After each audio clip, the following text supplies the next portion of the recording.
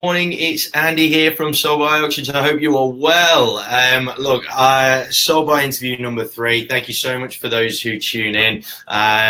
We're going on a bit of a tangent, but I think it's entirely relevant, not just to the real estate industry, but to all industries. And having seen this young lady put out so much content over the course of the last 12 months and got so much engagement from her audience, I'd like to very proudly introduce the Soul Buy Nation to Samantha McLean, Chief Editor of Elite Agent Magazine. So nice to meet you, Samantha. Thanks ever so much for coming along. Yeah, thanks so much for having us. Really pumped to be on the other side of the interview desk. It makes a change, makes a change. Yeah, I'm there to be nice. Oh, well, look, absolutely. I'm a very simple pom, so I'm sure you'll be able to outdo me at any stage, but you like. So, look, that was the whole point. You've done so much work with so many agents, yet what fascinates me about Elite Agent Magazine and about all of the work that you do is the fact that you managed to put out so much content whilst running a magazine and a publication that's doing extremely well, whilst doing a podcast, whilst doing all these different things that is auxiliary to your primary role, which is the chief editor bit.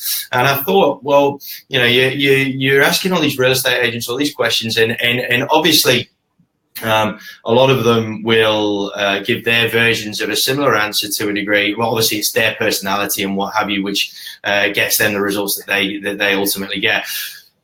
But what fascinates me is you in those interviews, because of the fact that and I'll ask you a bit more to tell the Soul Buy Nation about your history up to this point and what brought you to Elite Agent, but it's how you manage to keep evolving and how you're not afraid to give things a go. And I think that is something that is absolutely key.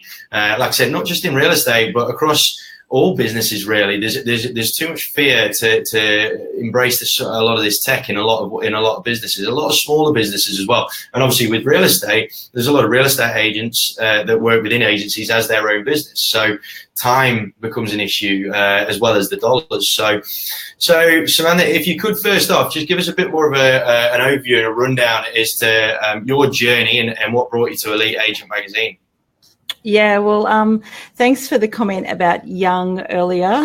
So it was really nice of you. I've sort of been around for a while.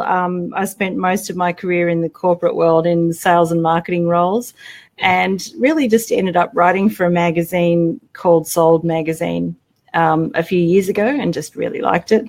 And because I really liked it, I got more and more into it, and to cut a long story short, here we are today. So it was just really that, it was a job that came very naturally to me, and it was a job I really liked. It was a creative outlet as well as, an intellectual outlet, I suppose, being able to get to know people and get to know what makes them work and all that sort of thing. And I've always admired some of the great interviewers like Andrew Denton and, Ida Buttrose, Oprah Winfrey, they're all my heroes. So, I sort of got into it and I really enjoyed it. And they say when you sort of enjoy something that much, it doesn't feel too much like work. Exactly. So that's what it was for me. Excellent. So, your education, were you arts educated or media educated? What was your background heading into your first role there? Business educated, actually. So I've got a Bachelor of Business from a long time ago at UTS, where I majored in management and IT, actually, and I've spent a lot of time working for IT companies like British Telecom, Cisco, Optus, and more recently PwC. So before starting my own business. Well, that's an interesting one because you generally tend to find, and correct me if you think I'm wrong, but I've found over the course of meeting people and what have you, a lot of the time it can be those that are have got a bit more of a business mind frame or that sort of background, that they can be a little bit more shy to try new things. I don't know if you think that is far away from the truth, but and that's where a lot of sales agents, a lot of real estate directors and what have you, they're very business dominated, business brain, very analytical, creativity, outside of their conversational sort of creativity, but creativity in terms of building business platforms and so on and so forth, and putting the time into branding as opposed to sales. It tends to be a lot more difficult for those types of people. So it's interesting to hear that was the background that you had. Like I said, I just made the assumption because of the volume of creativity that you do put into your publication. I assumed that you would have been more from a media type background. So interesting. So now, no, and I was going to say, but behind every great woman there is a great man, and my husband runs the business side of the business, which allows me to be creative. So you have to have both. Absolutely. And I think one of the key points there that I think we can take away straight away is the fact that to every yin there's a yang, and I think if any real estate offices or businesses in general have that business side of things down pat, but are really struggling to break out, then maybe it is a case of outsourcing and finding someone that does have a slightly different mindset, and that can also relate to a client of mine who has been struggling to find a PA, and she's been going through to sort of 3 PAs. And one of the biggest issues that she's found is the fact that she's not found the right person and the right personality to complement her skill set. She's either hired the same person, which isn't ideal, especially if you know who she is, because she's a phenomenal sales agent, but she's just like a like juggernaut type person. But also, she'll then go the opposite way and go far too admin based, when what she needs is someone that can absolutely complement what it is that she does best. So straight away we've got a takeaway there, which is fabulous. So all right, the way this works, Samantha, we've got 2 questions, very simple, straightforward questions, but hopefully they lead to a bit more of an insight and things that we can take away in the real estate industry and across the broader business sector, using your knowledge of media and all the stuff that you've done. So does that sound good to you? Sounds good to me. Fabulous. Julie Davis, thanks ever so much for tuning in. She's posted that you've done an awesome job, Samantha. So I think you've definitely got yourself a bit of a followship just in yourself. I think with all the work that you do. I mean, not me included. I'm not going to lie. All right, question one.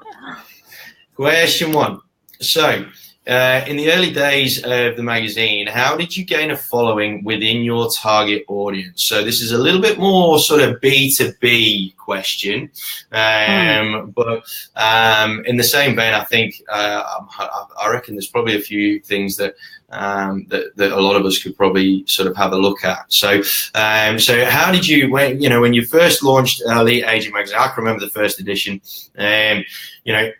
What sort of work and where did you really put the blood, sweat and tears into with regards to building that sort of followship? Yeah, I think in 2 areas, actually. One's content and the other's distribution. So early on, because I've sort of observed the real estate industry for a while, I just felt that the content that was coming out could have been better.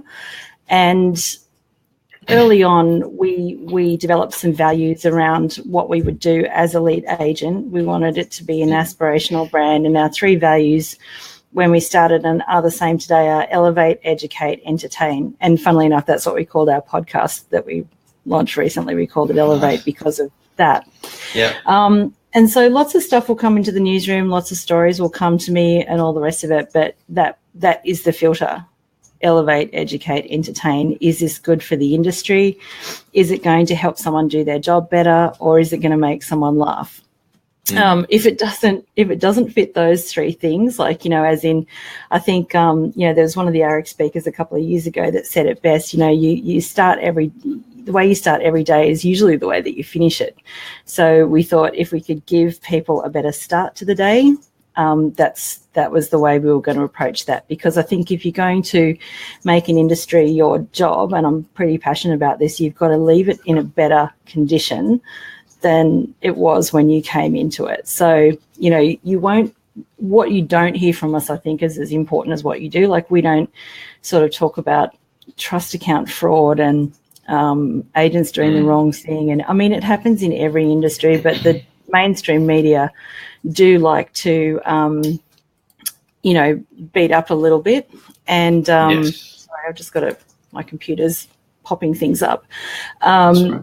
Yeah, they do like to do that a bit, and we sort of said, well, you know, like, we're actually going to sort of, you know, even if it's one thing, one agent at a time, that's what we're going to aim for. And so from a content perspective, that's really important, and we've stuck to that. So it's elevate, educate, entertain, put things out that the audience really want to hear. From a distribution perspective, I already had a bit of a following because of my writing with Sold magazine. Mm-hmm. So after, I think about a year passed before we did Elite Agent, after Sold finished, I really, well, there was a tweet that, you know, I was sitting at ARIC when I decided that I was going to go back into a print magazine. And so I put out one of those bold tweets that says there'll be a print magazine in September 2013. And then I sort of had no choice but to do that. That's good. You know, so make yourself accountable. Yeah. Thanks to Chip Eichelberger and John McGrath there. Yeah, so my biggest following was on Facebook. So then I focused really hard on Facebook pre-launch. And funnily enough, you know, when I think back to those days, I was actually quiet about it. Like, I didn't, you know, I wanted to be able to deliver something that was good before I sort of went, hey, look at me, look at me, look at me. Like, I actually wanted to sort of test. One of my favorite expressions even now is that everything's a test until it's not. So, you know, so really I wanted to deliver value first, and then, you know, and then go from there. So we started with quite a small subscriber list, but we've built that up over the years to now we've got, you know, I think 11,500 subscribers on the print magazine and about triple that on email. And they say print is dead, apparently. Sorry? And they say print is dead. No, not at all. No. I think those numbers would probably testify to that. I mean, it's fabulous story of it, and I think one of the real key things that you hammered home there that I think we all should take away is those three filters. When you're thinking about putting out content, does it satisfy these criteria that reflect our business? If not, will it reflect our business in an adverse manner? You know, and again, feel free to interject if you have anything to add to this. But I feel that a lot of us, you know, we all fall foul of it on occasions, but particularly in real estate, you know, where it comes across as a very busy industry. Sometimes we fall foul of perhaps putting something out there for the sake of putting it out, and it doesn't necessarily upset or offend anyone, but it potentially does something worse to your brand, which is absolutely nothing. And it just becomes noise that people just switch off because they can't be bothered listening to it anymore or paying attention to it. I mean, would you say that's a fair comment? Well, I think you have to be really clear on what the purpose of your content is. Like, when you're putting something out there, you know, like, is it for people to read to inform them? Is it, you know, in the case of a real estate agent, is it to attract buyers? Is it to you know, attract new management? So you've got to be really clear on what your ROI is supposed to be on that piece of content, and then develop it from that point. So, you know, there's no point in just putting like a pretty motivational quote up on Facebook or LinkedIn, you know, time after time. Or Instagram or InstaQuote, as the case may be. I mean, look, every now and then that's fine, but, you know, I sort of think long term, what is that going to do? Exactly, and I think that's what it's all about. And I think the crucial thing is we're getting on that topic, the topic of branding versus sales. You know, by making sure that you truly identify who that piece of content is actually supposed to be attracting. It can make the message a lot more clear. You know, whereas if you are too broad, sometimes it can dilute the attention that it receives. So you might get, if you dilute, you might get, say, 3,000 views of a piece of content if you make it quite broad, but if you make it quite specific and only get, say, 400 or 500, the actual benefit of that is those 400 or 500 are going to be a much higher probability of being the people who you actually want to attract in the first place. And I think that's really important. So yeah, you know, a fantastic insight into, you know, especially from yourself being in an editorial position. That's realistically any sort of marketing manager or content manager, or if you've got an assistant that is running your social media for you, you need to set those boundaries. Okay, what are our values in terms of what do we want each piece of content to scream out effectively in terms of who we are and what we're about, and making sure that you are a bit more critical of your content potentially, and using and actually making sure that you filter through stuff. So you might not put out as much, especially in the initial, but the stuff that you do put out is of a greater quality. Yeah, I do think these days too, and it's something that we're sort of looking to do more of in 2018 is, you know, more and more real estate companies have got to think about themselves like a media company like we do. So, you know, and that may mean segmenting your audience. So not everybody is going to be looking for a house to buy. Not everyone's going to be looking for a house to rent. You've got millennials, different things appeal to them. You've got, you know, older, you know, empty nesters and things like that.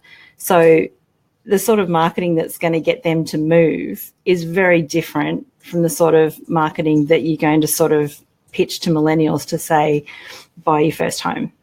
100%. And also, and that sort of segues us in real nicely to the second question, because you know, as well as the content, the actual type of content that you're putting out, it's the platforms that you put them on as well.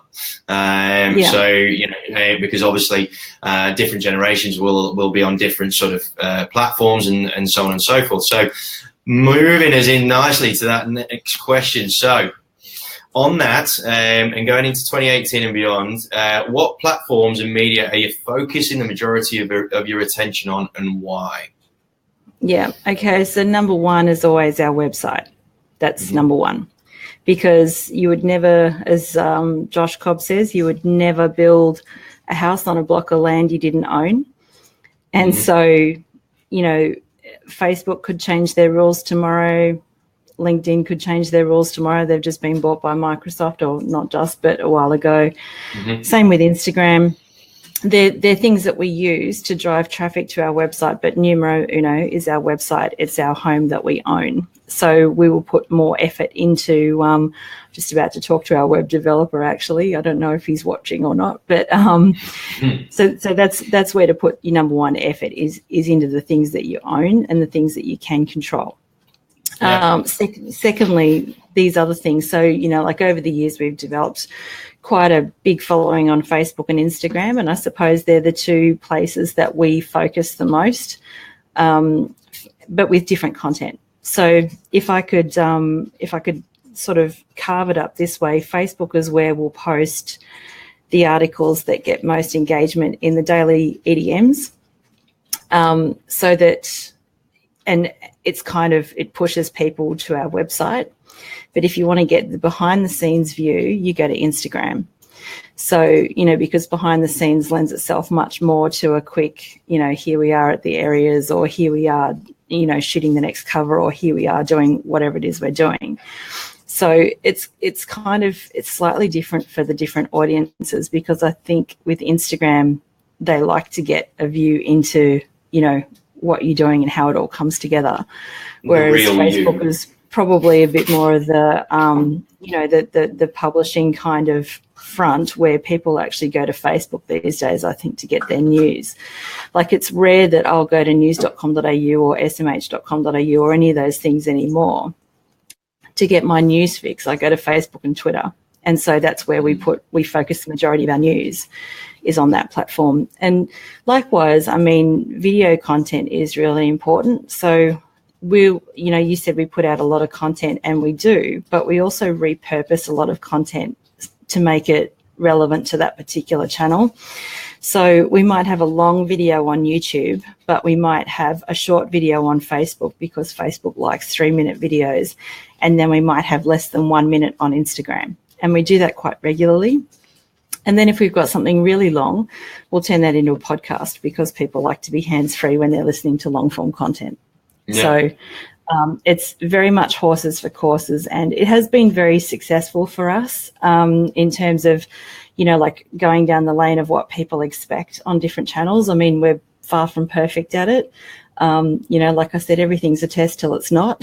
And so we're continually testing different things and different types of engagement with our audience. But, different things sort of seem to work better on different platforms.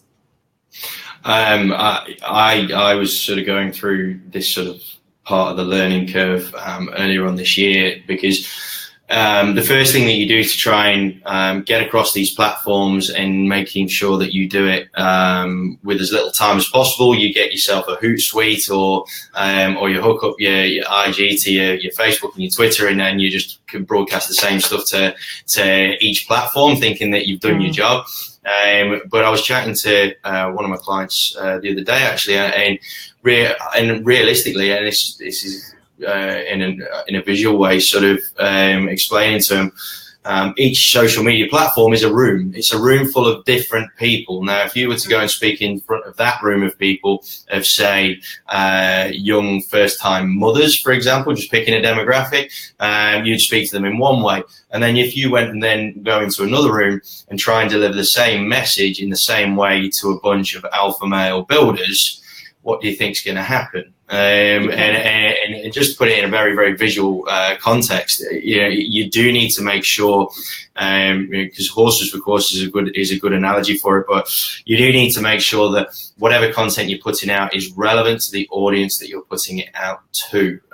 So I think that was a fabulous breakdown that you said there, Samantha. And for those that are watching this and are panicking about, well, geez, it means I've got to then put out 3 or 4 different bits and bobs for different people and all that sort of jazz. Explain a bit more about the thing that you touched on briefly, which is the repurposing. So just go into that a little bit more, just for the audience.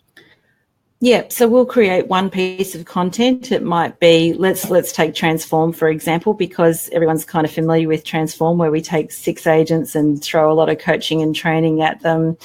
And I mean, look, that was an audience initiative in the beginning as well, because funnily enough, when we talked to the audience, they wanted to hear from other agents. So, hearing from coaches is great, but then there are so many different markets around the country that the only way that we could get how those lessons worked around the country was to get those lessons in the hands of agents, from different states.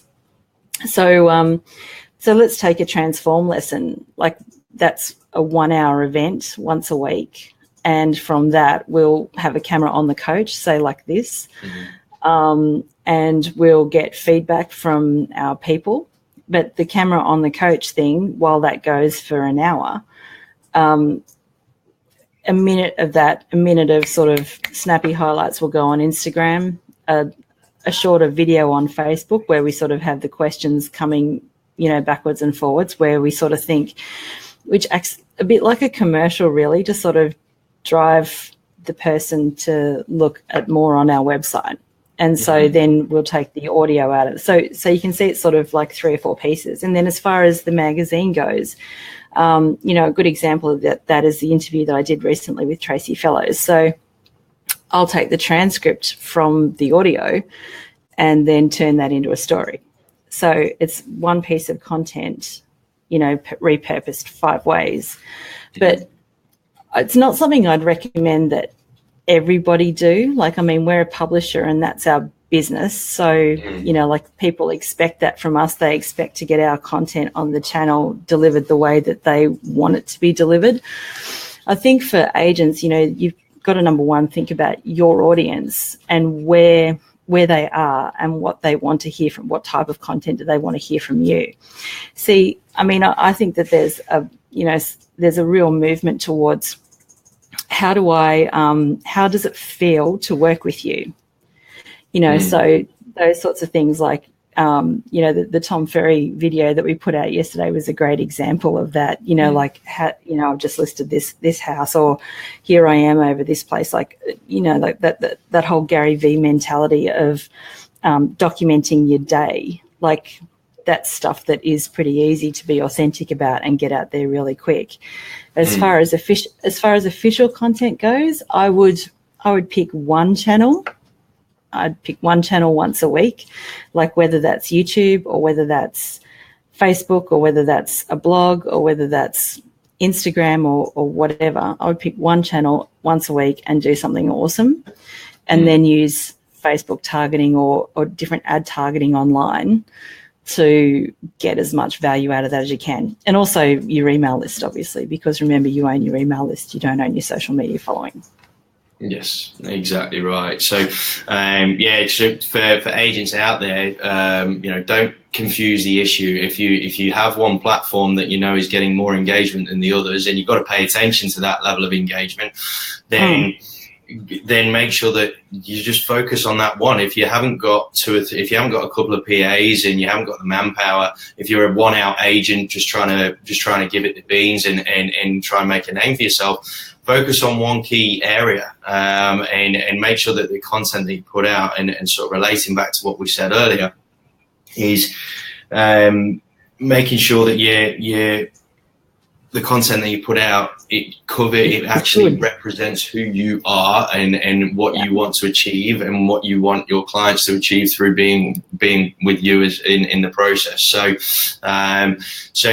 absolutely wonderful points there, Samantha, because, you know, there's a lot of people that I've spoken to that have started, you know, becoming religious watchers of Gary V and those types, and Tom is it Grant Cardone and all those sorts of people, and can get really overwhelming because you think, geez, they're doing all this sort of stuff, when in fact, well, that's their job. Your job is to sell property, but you've also got to, you know, from a branding point of view, make sure that you go to your audience. You don't have to go to everybody. Just has to go to. Yeah, I was going to say, it's actually not easy. Like, you know, like you've got a lot of the gurus, let's say, that like Gary V, and he sort of said, you know, like you should be documenting your day every day, right? So I tried this once. I tried documenting my day just for fun on Instagram stories, and it's bloody hard. Like if you're not good at taking a good selfie on demand, which I'm terrible at. I'm too old for that, but you know, it's hard. So, you know, like I would say, play to your strengths as well. Like if you're a good writer, write. If you're a good speaker, then you probably want to be doing something that is either on video or a podcast or something like that. But you want to play to your strengths, like what you actually like doing, because the most important thing is consistency. You know, if you think about it, like, you know, a lot of agents say, oh, I've got to start a blog, and then they'll do a couple of blog posts, and there is a massive blog wasteland out there of blogs that haven't been updated in, you know, forever, purely because either, you know, you're going to do dollar productive activities before you post a blog, although, you know, like there's a couple of theories on that. One blog post, if it leads to one listing, there's your ROI right there. But, you know, like if people get used to certain things, it's like the news, like Sandra Sully being on at 5:00 on Channel 10.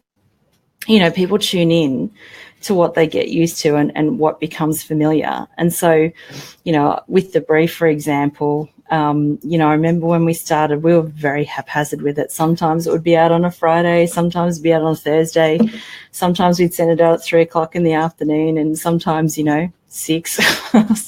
Like it was sort of all over the place until we got consistent with, okay, you're going to get this every day and it's going to be between 6 a.m. and 8 a.m. and, you know, it'll be delivered straight up to your inbox, and this is the format. And we haven't veered too much from that in quite a long time. And so people often will say to me now, oh, you know, like I can't wait to get the brief because they know it's coming. Like, you know, I had someone say to me at the areas, you know, like I sit and wait with my mobile phone till it comes in. And that's, again, that media sort of company, publishing company thinking that I think is going to create a bit more success in that media side of things for agents, is that, you know, it's about consistency. It's not about trying something once and then giving up, or once or twice and then giving up. You've got to keep at it. Absolutely. I think, again, talking from experience, I think what you've got to do as an agent is make sure that within your diary is a locked in time, whether it's an hour or something, or half an hour, to create whatever content it is you want to create, and give yourself enough time to get it done and get it out, so that you can set and forget, or get it done and get it scheduled to be out at a certain time. And it needs to be a repeating event, because you've absolutely nailed on the head. The absolute stereotype for a real estate agent is to try something and it'll be super intense for about 3 weeks, 2 weeks maybe, and then it'll start to drift, and then they'll miss 1 week completely in the second month, and then it sort of peters out. And again, branding versus sales. Branding is the thing that can create that long-term growth and that long-term wealth, and I think you're absolutely right. I think heading into 2018, agents need to get that level of consistent output, and it doesn't have to be groundbreaking every time, but as long as it goes through your filters, it represents who you are and what you're about, and represents your strengths, and it's done in a consistent manner. All you're doing is increasing probability of more people getting to know who you are. And that automatically gives you a leg up within your marketplace. Samantha, absolute gold in amongst that, and I'm so glad that we got to turn the tables on you a little bit and get your take on all of this sort of stuff, and obviously with your extensive knowledge within the real estate industry, how it can relate to real estate agents. Because I think the only issue that I have with Gary Vee is he says a lot of stuff rather flippantly, like it can be done tomorrow or it can be done yesterday, because he knows how to do it and he has a team of 600 or whatever he has doing it for him. So thanks ever so much for translating into a real world sort of example, so to speak. So look, thank you so much for your time, Samantha. I really, really appreciate it. I hope that those that get to watch it and have tuned in, have taken some value from it. I most certainly have. Is there anything that you want to plug, or is there anything that you want to get out there for 2018? We've got some plans for 2018, but I can't reveal just yet. So very good. But you can sort of bet that, as always, it'll be different and exciting from us. So watch this space. Excellent. Well, look, on behalf of Samantha and myself, guys, thank you so much for everybody who's tuned in. And like I said, I hope you've taken some value out of that. Samantha, thank you so much. Elite Agent Magazine, it is the premier publication within the real estate industry, and if you are a small business, or if you're in the business sector in any way, shape, or form, if I were you, I'd tune into that. Even if you're not in the real estate industry, you can certainly learn some value in terms of how to get content out there successfully. So thanks ever so much, Samantha. Take care. Thank you. And we'll see you soon. Thanks, guys. See you soon. All the best.